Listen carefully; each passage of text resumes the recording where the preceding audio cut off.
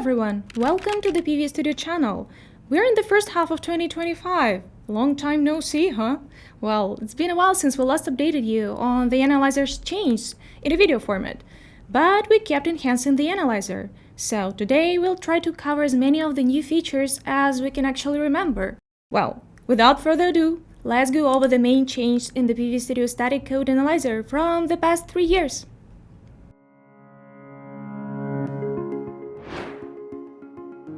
We extended the list of supported platforms by adding compatibility with ARM64 processors. Now PVS-Studio runs on Windows and macOS under this architecture.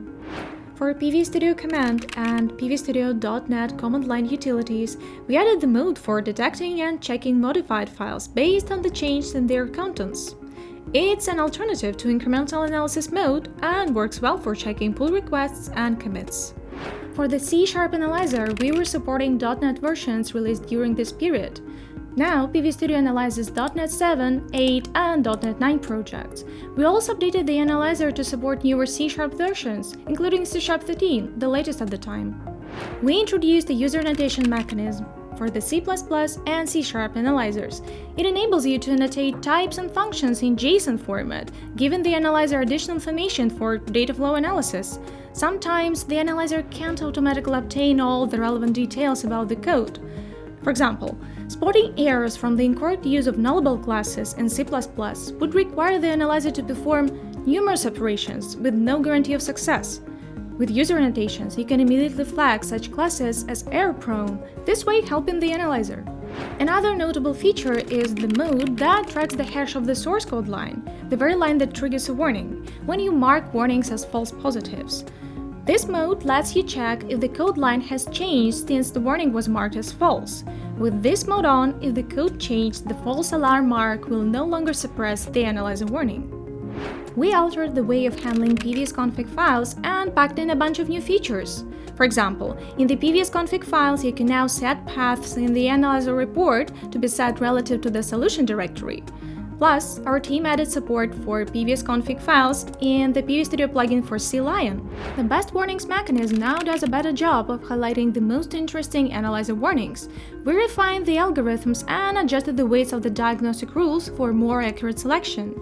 Best warnings are now available not only in Visual Studio, but also in the PVS-Studio plugins for IntelliJ IDEA, Rider, and CLion, as well as in the C and C++ compiler monitoring UI. In PVS-Studio C++ Analyzer, we supported RISC-V GNU compiler collection toolchain for the RISC-V platform. Moreover, now you can analyze projects built for 6000 CGT, the embedded compiler by Texas Instruments.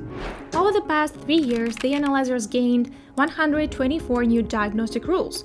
We also introduced new diagnostic rule groups, including ones focused on C# optimizations. Let's go over a few of the new rules. For the C++ analyzer, our team created the V1111 diagnostic rule.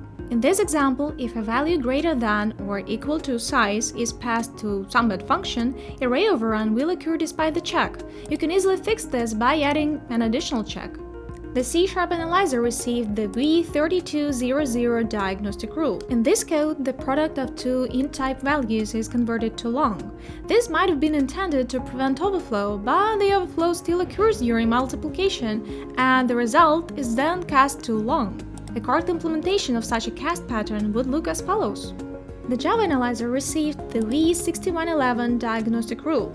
In this code example, the indexOf method returns -1 if the character in question is not found. When the array is created, its length is negative, which causes an exception. At the time of recording, PVS-Studio Analyzer includes 1115 diagnostic rules for C++, C, C#, and Java. For the past 3 years, we've been enhancing PVS-Studio Analyzer's integration with various development tools and environments. We made a plugin for Visual Studio Code. Over time, we added support for CMake for C and C++, a mass build for C++ and C#, and we also supported Gradle and Maven for Java projects. We also introduced a plugin for Qt Creator. With it, you can analyze projects that use QMake, CMake, and Qubes build systems. PVS-Studio Analyzer reports can now be integrated into Defig Dojo, a DevSecOps platform. A platform-specific format was added to the block converter command line utility. Now you can also convert PV-Studio analysis results to a report compatible with GitLab code quality. You can view the cross-platform JSON report by PVS-Studio in Code Checker, an interface for viewing static analyzer reports. The report converter tool will take care of converting analyzer reports to the Code Checker format. The plugin for SonarQube, the code quality control system, now supports cross-platform JSON reports by PVS-Studio. To accommodate SonarQube's API changes and maintain backward compatibility, we split the PVS-Studio plugin for SonarQube into two versions, each supporting the specific set of SonarQube releases. The PVS-Studio plugins for Visual Studio and IntelliJ IDEA now support offline access to the analyzer documentation. We added a special setting for this. PV-Studio Analyzer, as a SaaS solution, has also seen some changes. New diagnostic rules now help detect the most common web application security threats from the WASP Top 10 2021 list. The Java Analyzer now has a mechanism for taint analysis.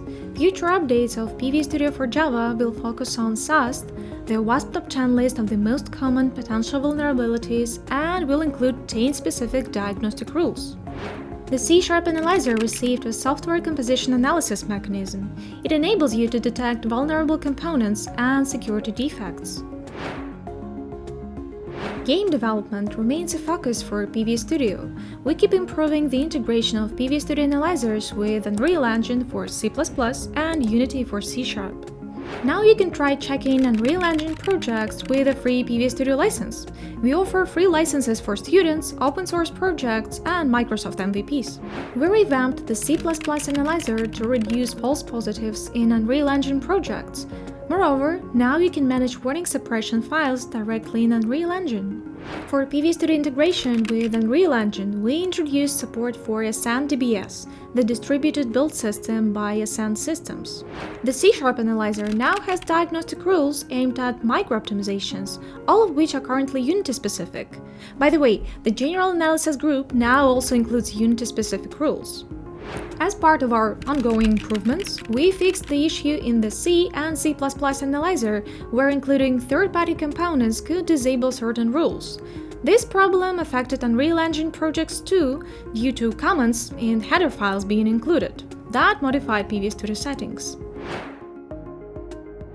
Our documentation keeps growing with new sections for the latest features, while existing entries get updates too. This way, we completely revised the Java Analyzer documentation.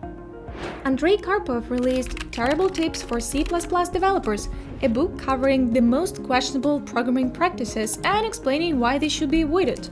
The ebook is already available. Check the link down below. These are the key updates, but there is more. We keep improving our product to enhance user experience. Check out the full list of changes in the release history section on our website. See you soon!